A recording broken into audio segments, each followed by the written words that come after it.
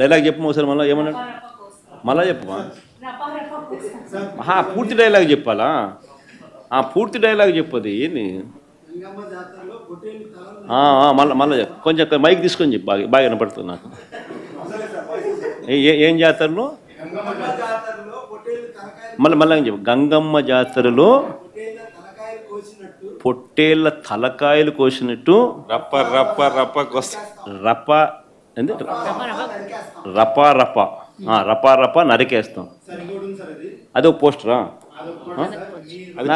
అదే cinema dialogue అనుకుంటా స్వామి యా cinema dialogue Pushpa 2 sir Pushpa cinema dialogue అది మరి నువ్వే చెప్తున్నావు స్వామి అంటే ఇప్పుడు పుష్ప సినిమా డైలాగులు పెట్టినా కూడా తప్పేనా అసలు డెమోక్రసీలో ఉన్నామా డెమోక్రసీలో లేమా స్వామి మనం ఇది నాకు అర్థం కాదన్నా అంటే పుష్ప సినిమా డైలాగులు పెట్టినా తప్పే పుష్ప ఫోటోలు పెట్టినా తప్పే గడ్డ మిట్టనే తప్పే గడ్డ మిట్టనే తప్పే ఏంది స్వామి ఇది ఏ ప్రపంచంలో ఉన్నాము ఇదంతా డెమోక్రసీలో ఉన్నామా డెమోక్రసీలో లేమా సార్ ఆ పోస్టర్ పట్టుకున్న అతను కూడా టీడీపీ కుర్రాడు సార్ అంతకుముందు టీడీపీ నాయకుడితో కలిసి దిగిన ఫోటోలు కూడా బయటకు వచ్చాయి అతను టీడీపీ కార్యకర్త టీడీపీ సంబంధించిన మెంబర్షిప్ కార్డు కూడా ఉంది అతని కానీ అతను మీ పార్టీకి సంబంధించిన వ్యక్తిగా ఆ మనిషికి టీడీపీతో ఇంత ముందు గతంలో తిరిగిన ఫోటోలు కూడా ఉన్నాయా మెంబర్షిప్ కూడా ఉంది సార్ మెంబర్షిప్ కూడా ఉంది సార్ ఆ టీడీపీ సభ్యుడు కూడా మెంబర్షిప్ కూడా ఉన్నాడా అంటే దాని అర్థం వీళ్ళే పెట్టించినారా పెదకూరపాడు నియోజకవర్గం సార్ ఓ టీడీపీ సభ్యత్వం కూడా ఉందా మరి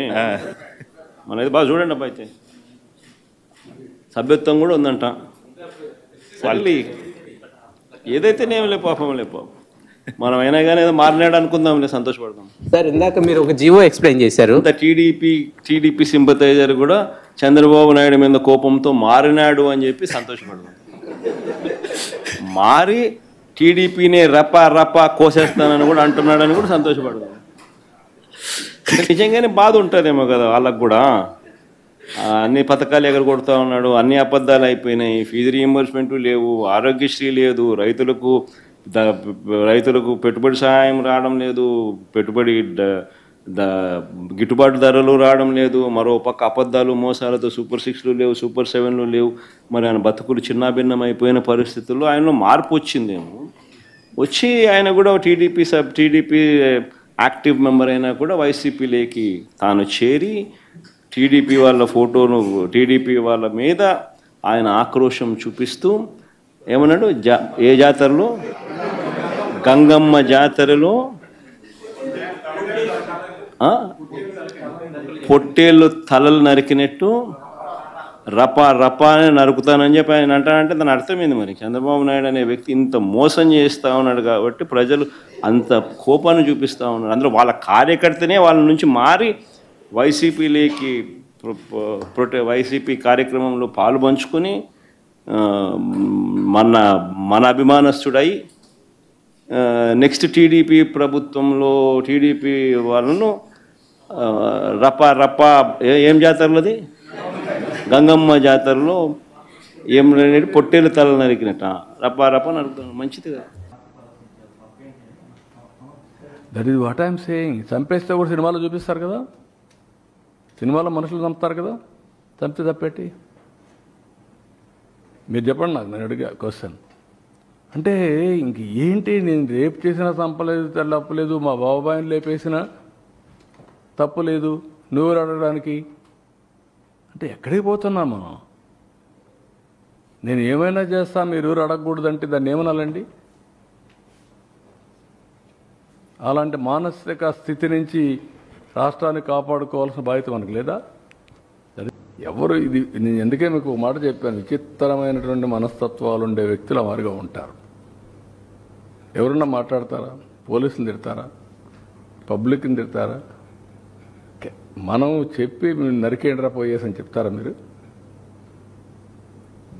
ఏంటి ఇవన్నీ ఎవరన్నా ఎక్కడన్నా విన్నారా మీరు ఎప్పుడన్నా చూశారా ఈ పోకళ్ళు ఈ రాష్ట్రంలో దేశంలో ఏ రాజకీయ నాయకుడైనా ఏ రాజకీయ పార్టీ అయినా ఇలాంటి ఒరవడు ఉందా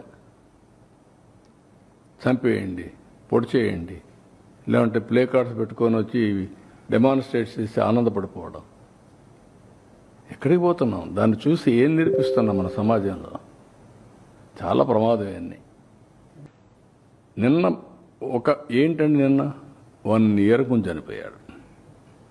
1 ఇయర్కి ముందు చనిపోయిన వాడిని పరామర్శించాలని ఎవరు ప్రభుత్వం? నువ్వే కేటగిరీ గవర్నమెంట్ అప్పుడు.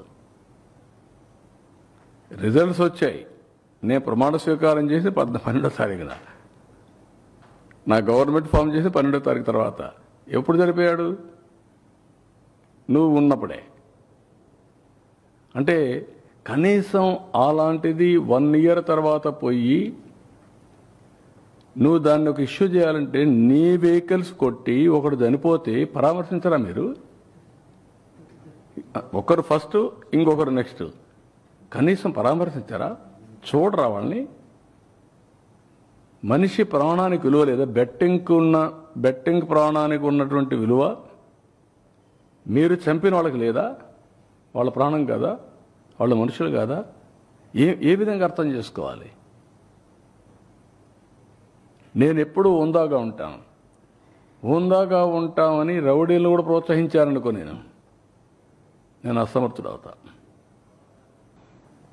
కొంతమంది మనం చూస్తూ ఉంటాం, అన్నిటి డిస్టర్బ్ అయిపోయి ఇంకొంతమంది క్రైమ్ విపరీతంగా వాళ్ళ ఆలోచన నిద్రలేస్తే క్రైమ్ లేకపోతే బతకలేరు. అలాంటి కూడా చాలామంది తయారయ్యారు. అదే చెప్పారు, ఇంకా వాళ్ళ క్రైమ్ అలవాటు అయిపోయింది. వాళ్ళు ఇంకా ఎవరు మార్చలేరు వాళ్ళని. తీవ్రవాదులు అంతే కదా, నక్సలైట్లు అంతే కదా, లేకపోతే మీరు నేర్పాలి వాళ్ళకి. నీకు ఆ శక్తి ఉంటే నీకు అసహ్యం చేస్తాం ఆ జాబ్ని. కొంతమందికి పుట్టుకతో వచ్చేళ్ళు ఇవి నేర్చుకోరు. కొంతమంది కొన్ని చేస్తూ ఉంటారు, కొంతమంది చేయరు. వాళ్ళకి అదంటేనే వాళ్ళకు, అందుకే అది జరగకుండా చేయడానికి ఏం చేయాలో అవి చేస్తారు. ఇప్పుడు ఉదాహరణకు అందరూ యోగా చేస్తున్నారు అనుకోండి, రాష్ట్రం అంతా పాజిటివ్గా వచ్చారు. వీళ్ళు మాత్రం దాన్ని చెడగొట్టడానికి ఏం చేయాలో వైలెన్స్ క్రియేట్ చేయాలి, డైవర్ట్ చేయాలి public attention. That is their art are their intentions. అందుకే క్రిమినల్స్ ఎప్పుడు కూడా క్రిమినల్ బ్రెయిన్సే పనిచేస్తూనే ఉంటాయి. వాళ్ళకు నరికేస్తాం, చంపేస్తాం, రఫ్ ఆడతాం,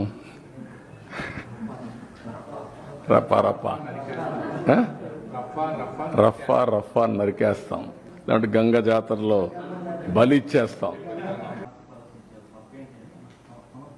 that is what I'm saying. చంపేస్తే కూడా సినిమాలో చూపిస్తారు కదా, సినిమాలో మనుషులు చంపుతారు కదా, చంపితే తప్పేటి? మీరు చెప్పండి నాకు, నేను అడిగా క్వశ్చన్. అంటే ఇంక ఏంటి, నేను రేపు చేసినా చంపలేదు, తప్పలేదు, మా బాబాయిని లేపేసినా తప్పులేదు, నువ్వు అడగడానికి అంటే ఎక్కడికి పోతున్నాం మనం? నేను ఏమైనా చేస్తా, మీరు ఎవరు అడగకూడదంటే దాన్ని ఏమనాలండి? అలాంటి మానసిక స్థితి నుంచి రాష్ట్రాన్ని కాపాడుకోవాల్సిన బాధ్యత మనకు లేదా?